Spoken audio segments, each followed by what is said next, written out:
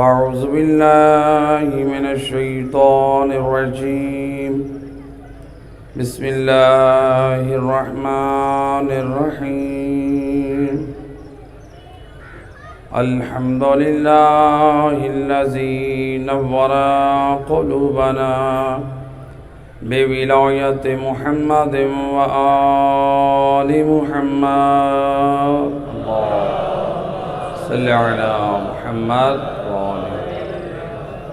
الصلاة والسلام على أشرف الأنبياء والمرسلين وخاتم النبيين أبي القاسم محمد صل على محمد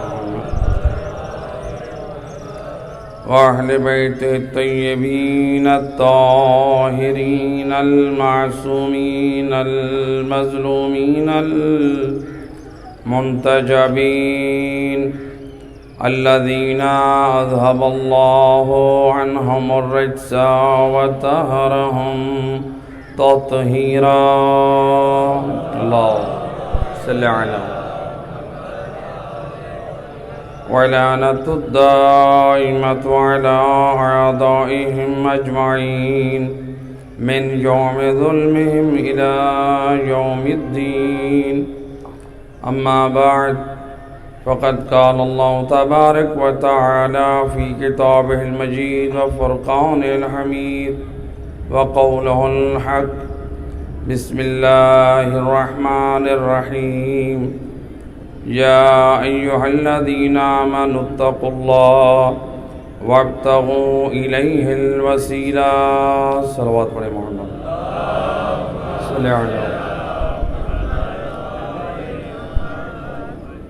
ارباب اعضاء، قرآن کریم کی جس مختصر آیہ مجیدہ کو موضوع سخن قرار دیا ہے، ارشاد رب العزت ہو رہا ہے: اے ایمان والو، تقوی الہی اختیار کرو اور اللہ تک پہنچنے کا وسیلہ تلاش کرو.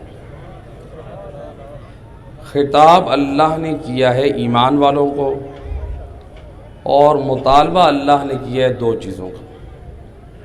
ایک کا نام تقوی الہی ہے، دوسرے کا نام اللہ تک پہنچنے کا وسیلہ ہے. یہ ایمان والے کون ہیں؟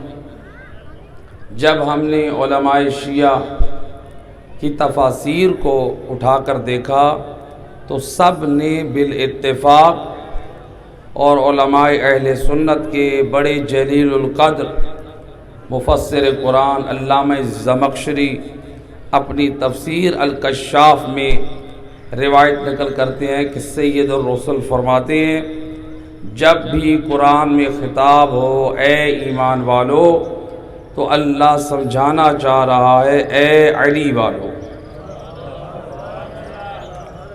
اللہ خطاب کر رہا ہے اے علی والو. تو گویا میں کہا کرتا ہوں کہ اے علی والو خوش نصیب ہو، اللہ قرآن میں اس لائق سمجھ رہا ہے کہ آپ سے گفتگو کرے، اور اللہ کہہ رہا ہے کہ اس آیت میں میری بات فقط ان سے ہے جن کے دل میں نور ولایت علی ہے. اللہ کہتا ہے میری ان سے بات ہی نہیں ہے جن کے دل میں نور ولایت علی نہیں ہے. فقط علی والوں سے اس آیت میں اللہ بات کر رہا ہے. ایک شخص ہے امام جعفر صادق علیہ الصلوۃ والسلام، اللہم صلی علی محمد،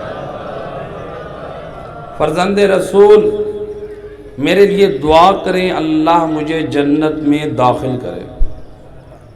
امام کی محفل میں ہر قسم کے لوگ بیٹھے ہوتے تھے، اپنے بھی پرائے بھی، معرفت رکھنے والے بھی، شک کرنے والے بھی. لسان عصمت سے بول کے فرماتے ہیں انت فی الجنہ، تو جنت میں. اب یہ حیران پریشان ہے فرزند رسول جنت کی چوکٹ تو کیا، جنت تو کیا، ہم نے جنت کی چوکٹ نہیں دیکھی، اور آپ فرماتے ہیں کہ میں جنت میں ہوں. یہ کیسے ممکن ہے؟ کچھ لوگ بیٹھنے والے اپنے مقام پہ ہنس رہے ہیں کہ دیکھو آج ان کا پیشوا کیسے ان کو ذلیل کر رہا ہے، لیکن یہ جانتے نہیں ہیں کہ یہ وارثان جنت ہے۔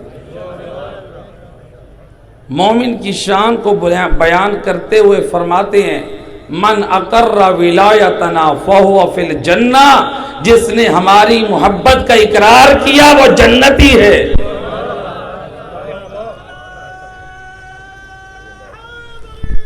یا اللہ صلی علیہ،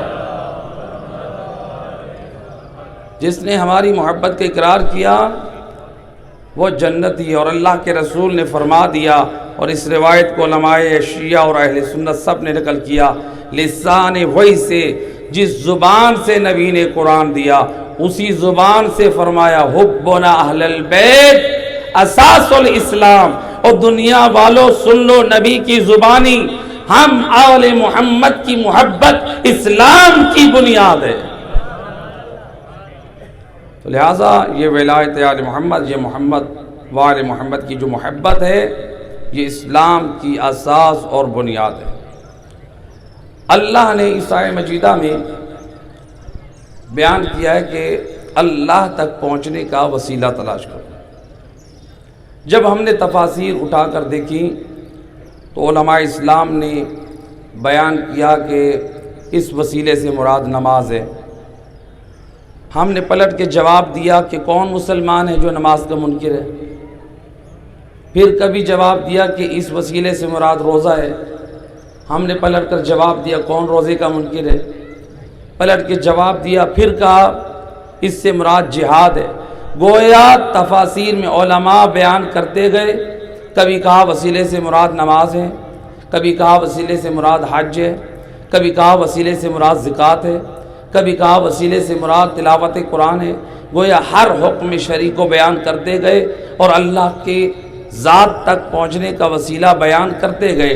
لیکن ہم نے پھر پلٹ کر اعتراض کیا، بے شک یہ سارے اعمال اللہ تک پہنچنے کا وسیلہ ہے، لیکن اگر مسلمانوں میں دیکھیں تو مسلمانوں کی نماز کا طریقہ مختلف ہے۔ شیعوں میں ہاتھ کھول کے نماز پڑھتے ہیں، اور علماء اہل سنت میں دیکھیں تو خود ان میں ہاتھ کے رکھنے کے بھی مختلف طریقے ہیں۔ تو اب نماز میں مسلمانوں کا طریقہ جدا جدا، اور اگر ہم ماہ رمضان میں روزے کے افطار کا وقت دیکھیں تو کچھ مسلمان ہیں جو مغرب تک روزے کو افطار کرتے ہیں، اور جو آل محمد کے چاہنے والے ہیں اللہ قرآن میں فرما رہا ہے وَأَتِمُّ الصِّيَامَ إِلَى اللَّيْلِ، روزہ تمام کرو رات تک۔ تو کچھ ہیں جو رات تک روزہ مکمل کرتے ہیں، اور کچھ ہیں جو روزہ مغرب تک رکھتے ہیں۔ اور اب مسلمانوں کے اگر حج کے احکام دیکھیں تو ہمیں وہ بھی جدا نظر آتے ہیں۔ کچھ مسلمان ہیں جو طواف النساء کرتے ہیں، اور کچھ مسلمان ہیں جو طواف النساء، اور کچھ مسلمان ہیں جو اسلام کے نام پہ دہشت گردی کرتے ہیں اور کہتے ہیں یہ جہاد ہے۔ لیکن سید الرسل نے جو جہاد کا طریقہ بتایا، جو امن و سلامتی کا طریقہ، تو آل محمد نے بھی جہاد کا طریقہ سمجھایا، اور دنیا والوں نے بھی اپنے جہاد کا طریقہ بتایا۔ کہ آج دیکھ لیں ایک جلوس حسین ابن علی پہ اگر دہشت گردی ہو رہی ہے تو وہ بھی اللہ کے گھر سے۔ یہ اسلام کے دشمن ہیں جو ہمارے وطن عزیز پاکستان میں دہشت گردی پھیلا رہے ہیں یا تفرقہ بازی پھیلا رہے ہیں۔ یہ اسلام کے بھی دشمن ہیں اور وطن عزیز کے بھی دشمن ہیں۔ ایک صلوات پڑھ دیں محمد و آل محمد کی ذات پر۔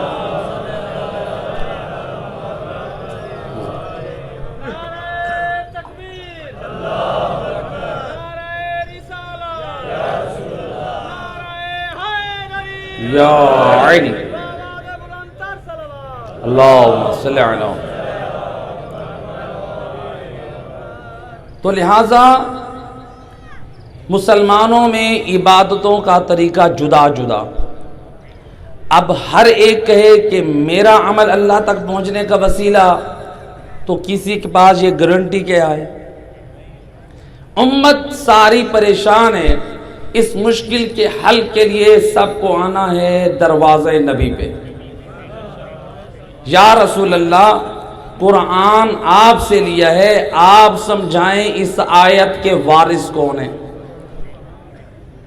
سید الرسل نے اپنے کردار سے بیان کیا، روایت کی ناقل ہے زوجہ رسول بی بی عائشہ، فرماتی ہیں ایک رات جب سید الرسل میرے گھر میں آرام کر رہے تھے، جب آدھی رات کا وقت گزرا تو میں نے دیکھا رسول اللہ کا بستر خالی ہے۔ میری حیرانگی بھی بڑی، میری پریشانی بھی بڑی کہ سید الرسل میرے گھر سے کہاں چلے گئے۔ میں جس زوجہ نبی کے دروازے پہ جاتی ہوں مجھے یہی جواب ملتا ہے، جو نبی امت کو انصاف سکھانے آیا ہے وہ تیرے ساتھ کیسے ناانصافی کرے۔ زوجہ رسول کہتی ہیں میں مسجد النبوی میں گئی، مسجد النبوی کا ہر کونا دیکھا، مجھے رسول اللہ کا وجود نہ ملا۔ میں پریشان گھر کی طرف آئی ہوں، میرے دل میں خیال آیا کبھی کبھار رسول اللہ گھر کی چھت پہ اللہ کی عبادت کرتے ہیں۔ اب سوال یہ ہے یا رسول اللہ، افضل مکان مسجد ہے اور مساجد میں کعبہ کے بعد افضل مسجد مسجد النبوی ہے، آپ مسجد کو چھوڑ کے گھر میں نماز کیوں؟ فعل الحکیم لا یخلو عن الحکمہ، حکیم کا کوئی فعل حکمت سے خالی نہیں ہوتا، اور نبی تو امت کے حکیم ہیں۔ سید الرسل گھر میں نماز کیوں پڑھ رہے ہیں؟ اسلام کا حکم ہے گھر میں نوافل نمازیں پڑھیں تاکہ آپ کے بچے اسلامی تعلیم کو سیکھیں۔ پھر سوال وہی پیدا ہوگا یا نبی اللہ، جس گھر میں آپ نماز پڑھ رہے ہیں وہاں تو کوئی بچہ نہیں ہے، امت پھر پریشانی میں، لیکن نبی کا فعل حکمت سے خالی نہیں ہے، نبی آخر اس گھر میں کیوں نماز پڑھ رہے ہیں؟ روایت کہتی ہے جناب عائشہ فرماتی ہیں میں سیڑھیوں سے چڑھ کر جب چھت پر پہنچی، مصلی عبادت پر سید الرسل بیٹھے ہیں اور آپ نے اپنے ہاتھوں کو بلند کیا ہوا ہے، خدا کی بارگاہ میں التجا کر کے فرماتے ہیں اللہم اغفر امتی بحق علی ابن ابی طالب۔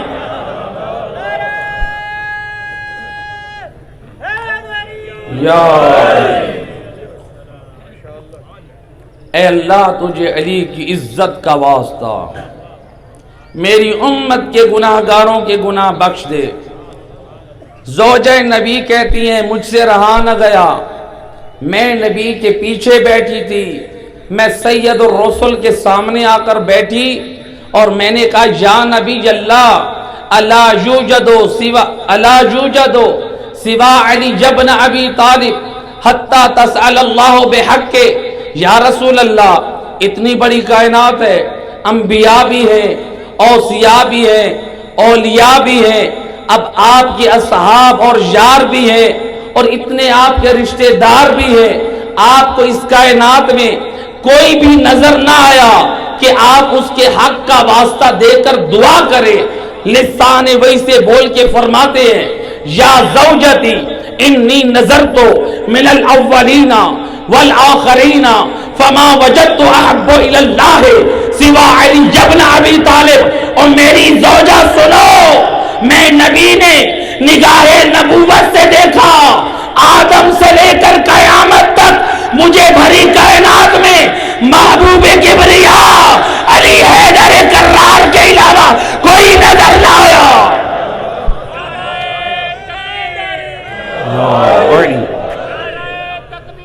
اللہ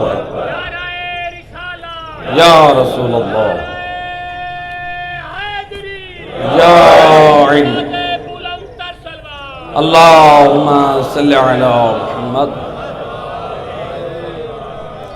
نبی نے سمجھا دیا، اے دنیا والو یاد رکھو مرکز ہے ذات الہی اور محمد والے محمد ہیں وسیلہ، اور نبی نے یہ بھی بتا دیا۔ اب رسول اللہ اس گھر میں نماز کیوں پڑھ رہے تھے؟ حکمت اب معلوم ہوئی۔ نبی اپنی زوجہ کی زبانی امت تک پیغام دینا چاہتے ہیں، علی کو اپنے جیسا نہ سمجھنا، میں نبی اللہ کی بارگاہ میں علی کو وسیلہ بناتا ہوں۔ یا علی اللہم صلی علی محمد وعلی، علی کو اپنا جیسا نہ سمجھنا، میں نبی جب اللہ کی بارگاہ میں سوال کرتا ہوں تو علی کے حق کا واسطہ دے کر دعا کرتا ہوں۔ اور رسول اللہ کے صحابی حضرت عبداللہ ابن مسعود کہتے ہیں ایک بزم میں ہم سارے صحابہ تھے، رسول اللہ نے فرمایا 3 عمل ایسے ہیں جس سے اس کا رب بھی راضی ہے، 3 اعمال کو بجا لانے والے سے رب بھی راضی ہے اور اس کا رسول بھی راضی ہے۔ حضرت عبداللہ ابن مسعود کہتے ہیں ہم نے سید الرسول کی زبانی کہا یا رسول اللہ وہ بیان کریں۔ آپ نے فرمایا پہلا عمل ہے سردیوں کی راتوں کو نماز تہجد پڑھنا، دوسرا عمل ہے گرمیوں کے دنوں میں روزہ رکھنا، تیسرا عمل ہے چھپ کے راہ خدا میں صدقہ دینا۔ عبداللہ ابن مسعود کہتے ہیں میں نے سوچنے لگا گرمیاں ہیں نہیں میں روزہ رکھوں، مال ہے نہیں کہ میں صدقہ و خیرات دوں، سردیوں کی راتیں ہیں تو کیوں نہ میں اللہ کی عبادت نماز تہجد پڑھوں۔ کہتے جب آدھی رات گزری میں مسجد النبوی میں پہنچا، مسجد النبوی کے کونے میں نے دیکھا ایک ہستی ہے جو حالت سجدے میں ہے، میں نے اس کی تسبیح کی آواز سے پہچانا وہ کوئی اور نہیں سید الانبیاء ہیں۔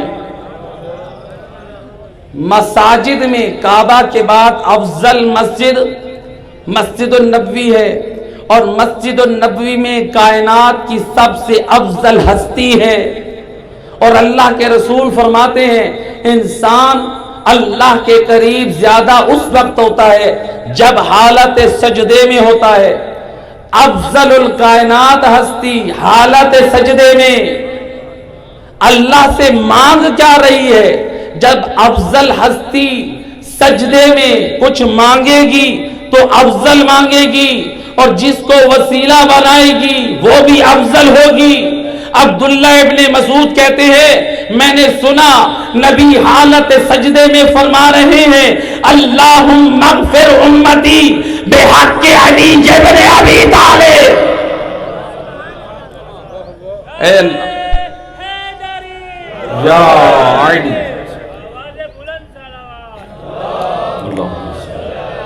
محمد وآل محمد۔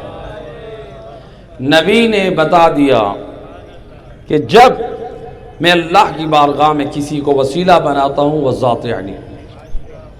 عبداللہ ابن مسعود کہتے ہیں میں آگے بڑھا، مسجد النبوی کا دوسرا کونا، اس کونے میں بھی ایک ہستی ہے، تسبیح کی آواز آ رہی ہے، میں پہچان گیا یہ وہ ہے جو سید الاوصیاء رسول اللہ کا جانشین، رسول اللہ کے دین کا وارث علی حیدر کرار ہے۔ میں پہچان گیا جب میں نے غور کیا وہ بھی حالت سجدہ میں دعا کر رہے ہیں اللہم اغفر شیعتی بحق محمد المصطفیٰ۔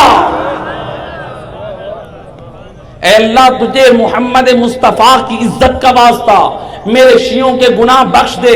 حضرت عبداللہ ابن مسعود کہتے ہیں جب میں نماز تہجد سے فارغ ہو گیا میں سید اور رسول کی خدمت میں آیا، میں نے کہا یا نبی اللہ میں بہت حیران ہوں اس مشکل سے نکالیے۔ میں جب آیا تو ایک کونے میں آپ امت کی مغفرت کی دعا کر رہے ہیں، علی کا واسطہ دے رہے ہیں، اور علی سجدے میں اپنے شیعوں کی مغفرت کی دعا کر رہے ہیں تو آپ کا واسطہ دے رہے ہیں۔ سید اور رسول فرماتے ہیں عبداللہ ابن مسعود جب میں دعا کر رہا تھا میں نے دیکھا اللہ کی کائنات میں میرے بعد اگر کوئی محبوب کبریا ہے تو وہ علی حیدر کرار ہے۔ اور جب علی دعا کر رہے تھے علی نے دیکھا بڑی کائنات میں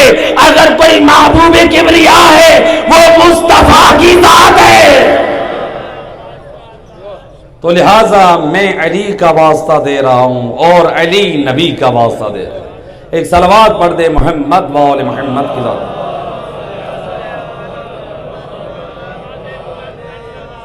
اللہم صلی اللہ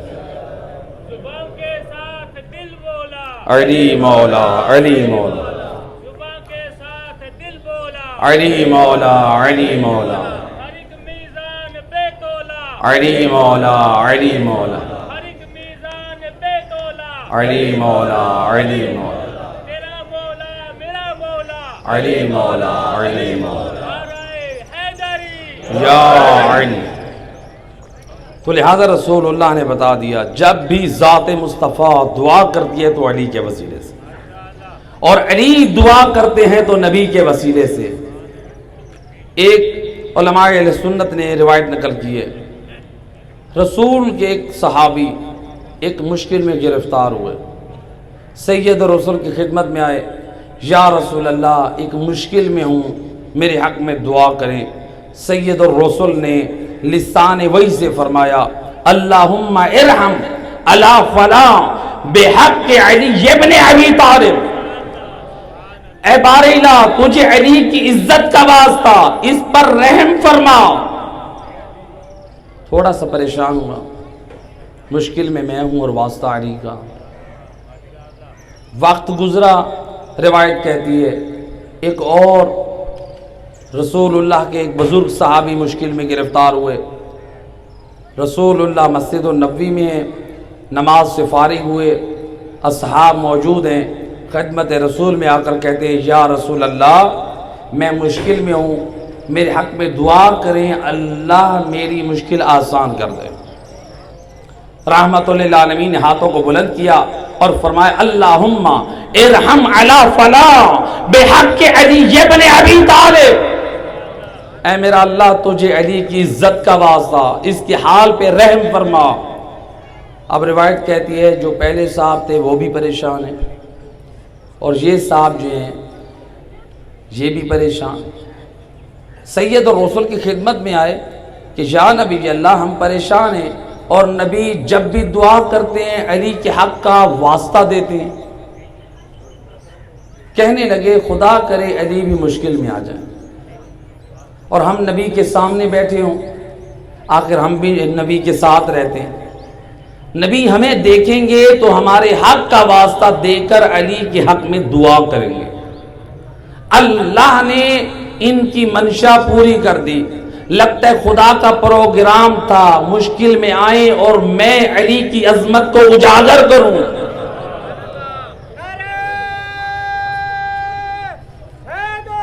یا علی، علی مولا مشکل میں مبتلا ہوئے، سید رسول کی خدمت میں یا نبی اللہ آج علی مشکل میں ہے، میرے حق میں دعا کریں۔ رحمت للعالمین نے ہاتھوں کو بلند کیا، اصحاب نے بھی ہاتھوں کو اٹھایا، سید رسول فرماتے اللہم ارحم علی علی بحق علی ابن ابی طالب، اے اللہ تجھے علی کی عزت کا واسطہ علی کی مشکلیں ٹال دے۔ اب پریشانی اور بھی بڑھ گئی، کل تک ہم مشکل میں تھے تو علی کا واسطہ تھا، آج علی مشکل میں ہے تو تب بھی علی کا واسطہ۔ نبی کی خدمت میں جاتے ہیں یا رسول اللہ اتنی بڑی کائنات ہے، انبیاء آئے، اوصیاء آئے، اولیاء ہیں، بڑے بڑے اصحاب ہیں، ہم سارے آپ کے صحاب اور یار ہیں، اور سارے کچھ ہم میں سے رشتہ دار بھی ہیں، یا رسول اللہ آپ کو اس بڑی کائنات میں کوئی بھی محبوب کبریا نظر نہ آیا؟ آپ جب بھی دعا کرتے ہیں تو علی کے وسیلے سے۔ روایت کہتی ہے جب نبی کی خدمت میں آئے، سید الرسول کی خدمت میں یہ شکوہ کیا، سید الرسول لسان وحی سے فرماتے ہیں اور میرے اصحاب خاموش ہو جاؤ، جب میں نبی کسی مشکل میں ہوتا ہوں رب کی بارگاہ میں ہاتھوں کو بلند کر کے کہتا ہوں اللہم ارحم علی بحق علی ابن ابی طالب۔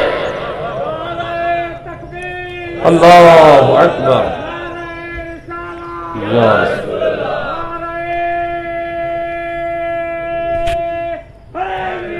یا علی علی حق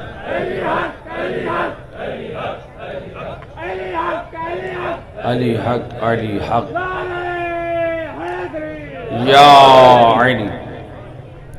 لہذا سید الرسل نے اپنے کردار سے سمجھایا، دیکھو جب بھی نبی بارگاہ خدا میں وسیلہ بناتا ہے تو ذات علی کو۔ ایک صلوات پڑھ دیں محمد وآل محمد کی ذات پر، اللہم صلی علی محمد وآل۔ نبی اپنے حق میں جب دعا کر رہے ہیں تو علی کے حق کا واسطہ دے رہے ہیں، یہ وہ ہے ذات علی۔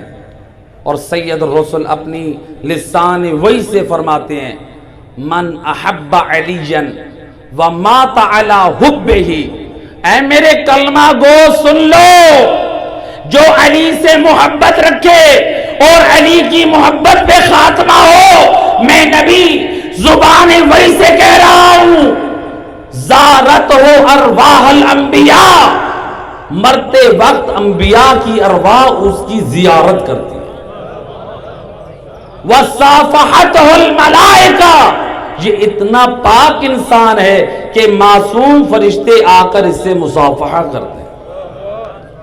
یہ محبت علی، اگر شرط یہ ہے محبت علی پر ہو اور خاتمہ بھی محبت علی پر ہو۔ اور اسی لیے آج دنیا یہ سمجھتی ہے ہمارے پاس مال آ گیا ہے، ہمارے پاس جائیدادیں آ گئی ہیں، ہمارے پاس اولاد آ گئی ہے، ہمارے پاس بینک بیلنس آ گیا ہے، ہم کامیاب ہیں، لیکن نبی فرماتے ہیں یہ تمہاری نگاہ میں معیار کامیابی ہے۔ آؤ میں بتاتا ہوں، السعید میری نگاہ میں کامیاب اور خوش بخت وہ ہے من احب علی، جو علی کا عبدار ہو۔ یا علی علی علی علی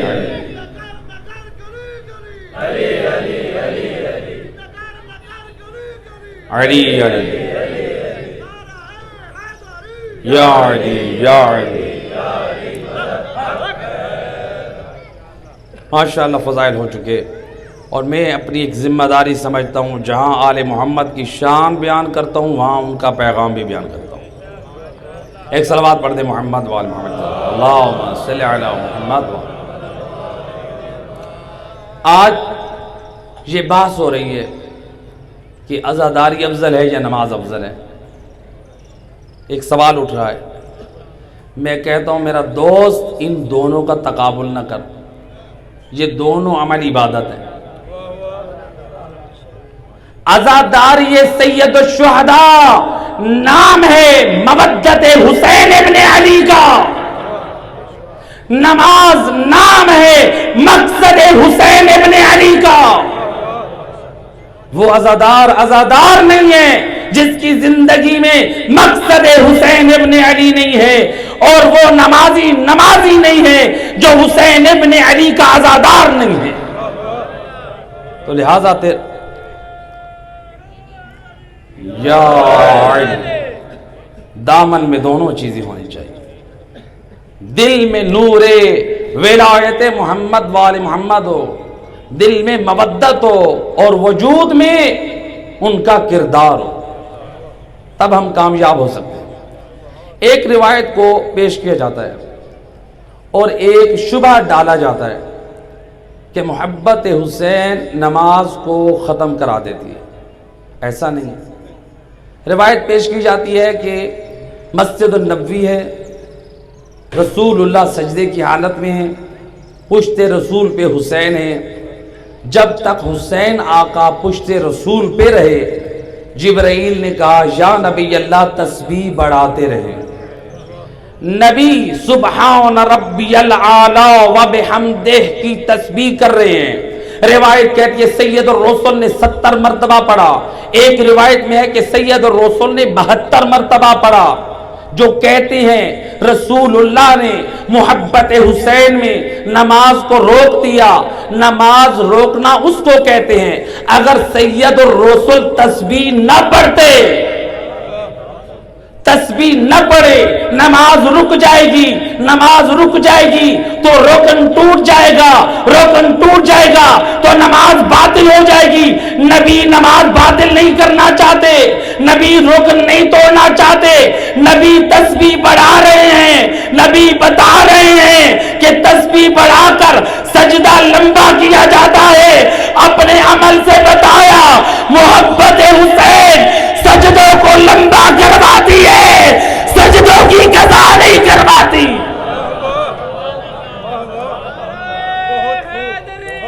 یا علی صلوات پڑھ دے محمد وال میں۔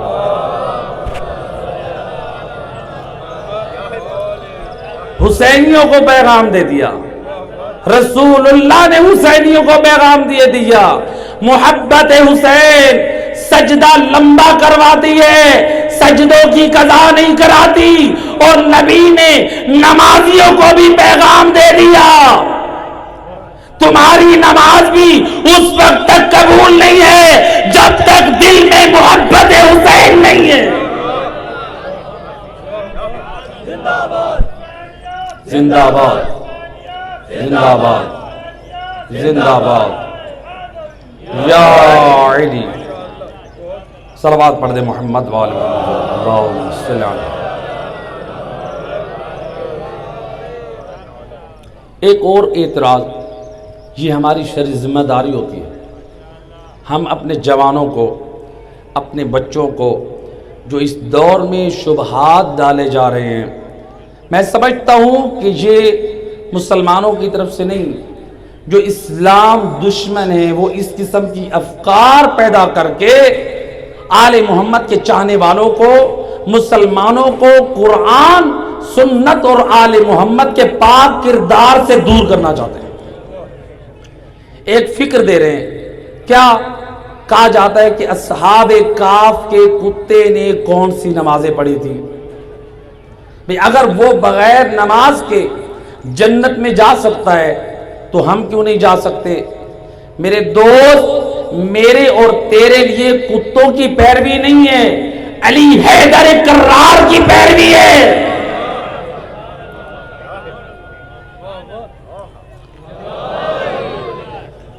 میرے اور تیرے اوپر آل محمد کی پیروی ہے۔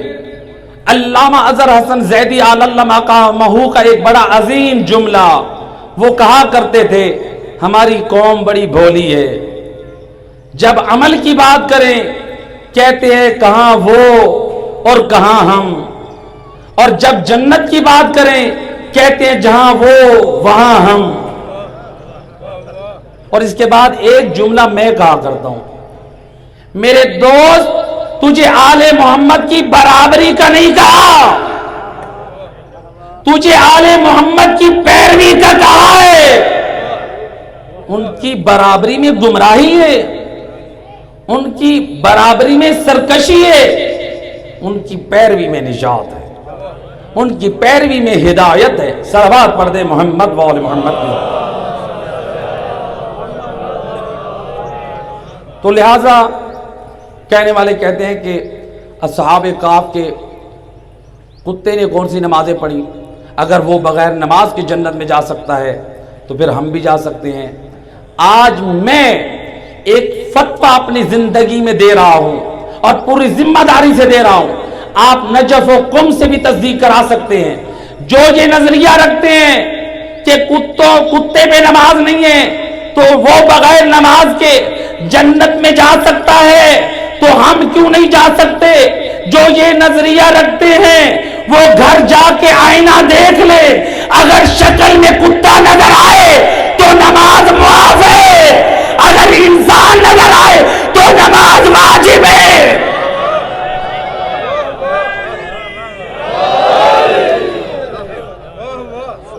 آئینہ جا کر دیکھ لے، اگر کتا نظر آئے تو نماز معاف ہے، اگر انسان نظر آئے تو نماز واجب ہے۔ صلوات پڑھ دے محمد و آل محمد کی ذات۔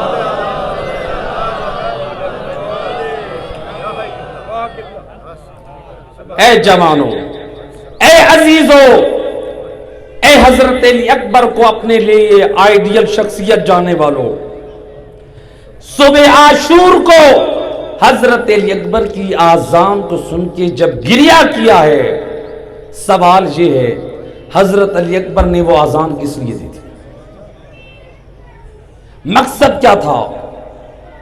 حضرت علی اکبر نے آذان دی ہے نماز صبح کے لیے، لہذا مودت علی اکبر، محبت علی اکبر کا تقاضا یہ ہے، وہ پیغام کربلا دے رہے ہیں جب صبح کی آذان سن کے تم گریہ کرو، میرے مقصد کو یاد کر کے فوراً مسجد میں جا کے نماز پڑھو اور کہو اے علی اکبر، اب ہم آپ کی مودت کا حق ادا کر کے آئے ہیں، اب آپ کے مقصد کو ادا کرنے جا رہے ہیں۔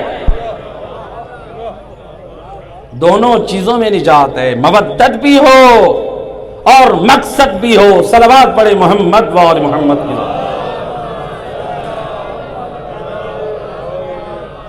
تو لہذا یہ کہنا کہ نماز افضل ہے یا عزاداری سید الشہداء، میرا دوست آزر کربلا میں حسین ابن علی کا کردار، میں ابھی مصائب کی منزل پہ نہیں ہوں۔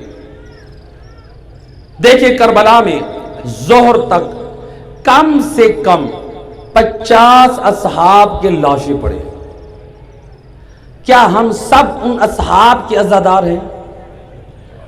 آج آپ لوگوں نے ان اصحاب کی بھی عزاداری کی، عزادار ہیں کہ نہیں ہیں؟ اور کربلا میں زہرا کا لال حسین ابن علی کیا ان اصحاب کا عزادار تھا؟ ہم بڑے عزادار ہیں یا زہرا کا لال؟ زہرا کا لال بڑا عزادار ہے۔ اور میرے دوست، جب زہرا کا لال کربلا میں ان اصحاب باوفا کی شہادت کے بعد جو گریہ کر رہے تھے، لاشیں بھی اٹھا رہے تھے، لیکن جب وقت نماز آیا لاشوں کو چھوڑ کر مصلی عبادت پہ نماز با جماعت ادا کی۔ بتا دیا دنیا والوں، کبھی بھی حسینیت کے نام پہ نمازیں نہ چھوڑنا۔ حسینیت آپ کو نماز کی طرف دعوت دیتی ہے، آپ کو نماز سے دور نہیں کرتی ہے۔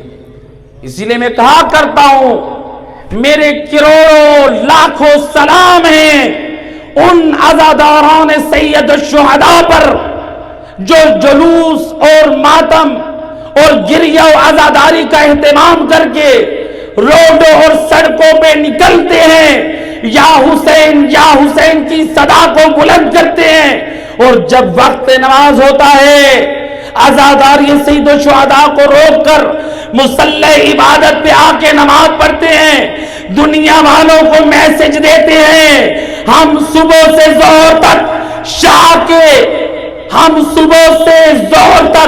شاہ کے حبدار تھے، اب ظہر کے بعد شاہ کے مقصد کے زندہ دار ہیں۔ اپنی محبت کا بھی ثبوت دے اور مقصد حسین ابن علی کا بھی ثبوت دے۔ صلوات پڑھ دے محمد و آل محمد۔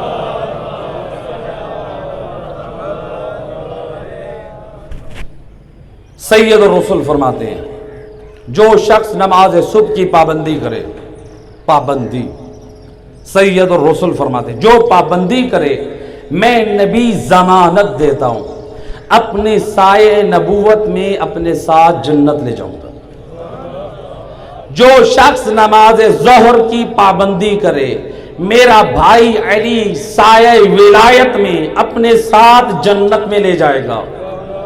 جو شخص نماز عصر کی پابندی کرے، میری بیٹی فاطمہ زہرا اپنے چادر عصمت کے سائے میں اپنے ساتھ جنت لے جائے گی۔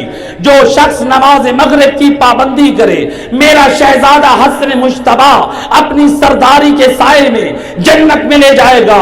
جو شخص نماز عشاء کی پابندی کرے، میرا نواسا حسین سردار جنت اپنے ساتھ جنت میں لے جائے گا۔ اب ذرا اس روایت کا مفہوم نبی کیا سمجھانا چاہتے ہیں؟ یہاں پر مثلا کوئی صدر آیا، آپ لوگ اس کے ساتھ کھڑے ہو کر سیلفیاں بنا رہے ہیں، بھئی فیس بک پہ دنیا ہمیں دیکھے ہم صدر کے ساتھ کھڑے ہیں۔ یہاں پر کوئی وزیر اعظم آیا، آپ اس کے ساتھ کھڑے ہو کر تصویریں بنا رہے ہیں، دنیا دیکھے ہمارے وزیر اعظم کے ساتھ تصویر آئی ہے. اسی طرح کوئی سردار آیا, آپ نے اس کے ساتھ کھڑے ہو کر تصویر بنائی, دنیا دیکھے کہ ہماری فلاں سردار کے ساتھ تصویر آئی ہے. نبی فرماتے ہیں اور دنیاوی صدر اور دنیاوی وزیر اور دنیاوی سردار کے ساتھ کھڑے ہو کر فخر کرنے والا, آج میں تجھے عمل بتا رہا ہوں, 5 وقت کا نمازی تو بن جا. صدر اسلام محمد مصطفیٰ, وزیر اعظم علی مرتضیٰ, سرداران جنت حسن والحسین, سیدہ شباب اہل الجنہ, جنت کی عورتوں کی سردار فاطمۃ الزہرا, ہم پنج تن پاک اپنے سائے نبوت میں, سائے ولایت میں, سائے امامت میں, سائے عصمت میں جب جنت میں لے کے جا رہے ہوں گے, تمام انبیاء یہ منظر دیکھیں گے, تمام اوصیاء یہ منظر دیکھیں گے, تمام امتیں یہ منظر دیکھیں گی اور پوچھیں گے یہ کون ہے نورانی چہرے والے جن کا استقبال پنجتن پاک کر رہے ہیں. آواز آئے گی یہ پنجتن پاک کے عہدیدار 5 وقت کے نمازی ہیں. اللہم صلی اللہ صلوات پڑھ دے محمد.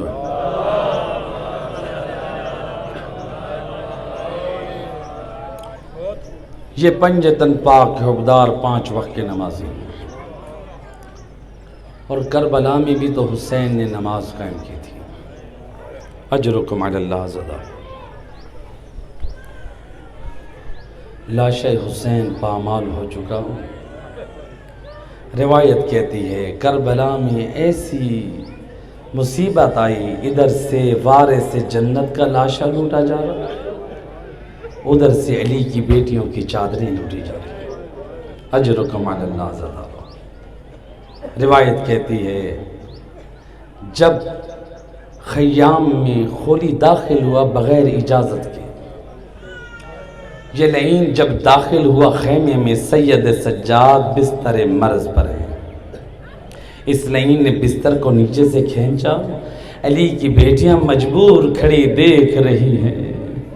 اجرکم علی اللہ زدارو. اس لعین نے جب امام کو گرایا, ہے امام کے رخسار خاک کربلا پہ, اجرکم علی اللہ. علی کی بیٹیاں رو رہی ہیں. روایت کہتی ہے جب خولی و شمر نے چاہا علی کی بیٹیوں کی چادروں کو اتارے تو کیا کرتے, اپنے گرز کی انیوں سے علی و بطول کی بیٹیوں کے سروں پہ مارتے. فقط چادر نہیں اترتی بلکہ خون سے فوارہ جاری ہوتا ہے. اجرکم علی اللہ زادارو. روایت کہتی ہے جناب فاطمہ کبریٰ فرماتی ہیں جب میں دروازے خیمہ پر تھی تو میں نے دیکھا ادھر سے اشقیاء کربلا میں لاشوں کو پامال کر رہے ہیں اور میرے بابا کے لاشے کو پامال کیا جا رہا ہے. میں در خیمہ پہ کھڑی یہ دیکھ رہی تھی اور چند گھوڑے سوار جب میری طرف بڑھے میں نے خیموں سے دوڑنا شروع کیا. ایک شکی نے بڑھ کر میرے سر پر وہ گرز مارا اور زمین کربلا کی طرف گری. آنکھ کب کھلی, آنکھ کب کھلی جب علی کی بیٹی جناب زینب آئی, جناب فاطمہ کبریٰ کا سر اٹھا کے اپنی گود میں رکھا, کہا بیٹا فاطمہ آنکھیں کھول. ایک مرتبہ یتیمہ حسین کہتی ہے پھپھی اماں اور میرے سر پہ ردا نہیں ہے. علی کی بیٹی رو کے کہتی ہے او میری بھتیجی امتوں کے مصروں کے اور فقط تو نہیں اجڑی اور اب علی کی بیٹی کی چادر بھی لٹ گئی. اجرکم علی اللہ زادارو. حمید ابن مسلم کہتا ہے کہ جب خیام حسینی کو آگ لگی میں نے دیکھا ایک بچی ہے جس کے دامن میں آگ لگی ہے. میں نے چاہا کہ اس کے دامن سے آگ کو ختم کروں. جب آگے بڑھنا چاہتا ہوں بچی پیچھے ہٹ گئی. خبردار اور نامحرم میرے بدن کو نہیں چھو سکتا. میں نے کہا اے یتیمہ حسین مجھے اتنی اجازت دے, فقط وقت میں تیرے کرتے سے آگ کو بجھا دوں۔ جب دیکھا بچی نے اطمینان ہے اور میں نے آگ کو بجھایا، اس بچی نے ازتراہم کا، اے شیخ مجھے نجف کا پتہ بتا دے، اے شیخ مجھے نجف کا پتہ بتا۔ یہ کہتے حمید ابن مسلم، میں نے کہا ہے بچی تو نجف کا پتہ معلوم کر کے کیا کرے گی؟ کہا میں نجف کی طرف منہ کر کے کہوں گی دادا علی، اور جب بھی یتیموں پہ مشکل آئی آپ مدد کو پہنچے، اور کربلا میں یتیم حسین مشکل میں اجرکم علی اللہ آزادارو۔ روایت کہتی ہے جب آیا مغرب کا وقت ڈھلا، ہے علی کی بیٹی کی زندگی کی پہلی نماز ہے زینب نے کیسے پڑھی؟ زینب نے دیکھا کہ بھیا حسین جب مقتل میں تھے، روایت کہتی ہے شمر وجلس شمر علی صدر الحسین، اور شمر لئین حسین کے سینے پہ بیٹھا ہے، وَآخَذَ لَحْيَتَهُ، حسین مظلوم کی ریش مبارک کو پکڑے ہوئے ہیں، وَلَتَمَ عَلَىٰ خَدَّيْهِ، ان نے رخساروں پہ جسارت کی جہاں زہرا بوسے دیا کرتی تھی، ان نے رخساروں پہ جسارت کی جہاں مصطفیٰ بوسے دیا کرتے تھے۔ اے زینب عالیہ نے یہ منظر دیکھا، شمر کہتا ہے اے حسین تیری کوئی تمنا ہو تو بتا۔ حسین مظلوم نے کیا تمنا کی ہے؟ اے حسینیو، حسین مظلوم کہتے ہیں اے شمر اگر مجھے مہلت دیتا ہے 2 رکعت نماز پڑھنے کی اجازت دے دے، اجرکم علی اللہ دادارو۔ ہے اسی میدان میں زہرا کا لال اور زخموں میں چور چور ہے، اور 2 رکعت نماز کو ادا کیا۔ اسی عالم نے شمر نے سر تن سے جدا کیا۔ جناب زینب نے دیکھا ہے بھیا حسین نے کربلا میں کیا پیغام نماز دیا۔ روایت کہتی ہے جب شام غریبہ کی رات آئی، علی کی بیٹی کے سر پہ چادر نہیں ہے، اے وضو کے لیے پانی نہیں ہے، نظرت یمیناً و شمالا، ہر طرف دیکھا، جب پانی سے مایوس ہوئی فتیممت علی عرض کربلا، اے علی کی بیٹی نے زمین کربلا پہ تیمم کر کے اور زندگی کی پہلی نماز اور بغیر رضا کے پڑھی۔ الا لعنت اللہ علی القوم الظالمین وسيعلم الذين ظلموا